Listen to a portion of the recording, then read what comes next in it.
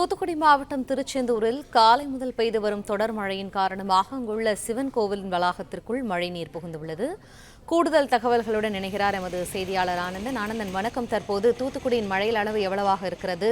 அங்கு இருக்கக்கூடிய சூழல் என்ன? முழு விவரங்கள். வணக்கம். திருச்செந்தூர் பகுதியில் காலை முதல் பெய்து வரும் தொடர் மழையால் சிவன் கோவில் வளாகத்துக்குள் புகுந்த மழைநீரால் பக்தர்கள் அவதியடைந்துள்ளனர்.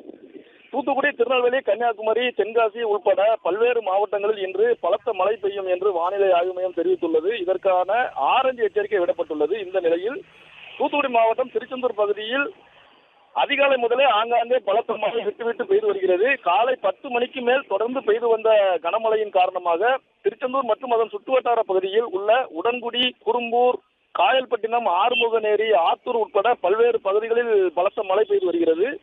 இந்த நிலையில் திருச்செந்தூர் சுப்பிரமணிய சாமி கோவிலின் உப கோவிலான மிகவும் பழமையான சிவன் கோவில் முன் வாசலில் இருந்து உள்ளே உள்ள 2 பிரகாரங்களில் மழைநீர் தேங்கி உள்ளது. இதனால் அந்த கோவிலுக்கு வருகை தரும் பக்தர்கள் சுவாமி தரிசனம் செய்வதற்கு மிகுந்த சிரமத்திற்கு உள்ளாகியுள்ளனர்.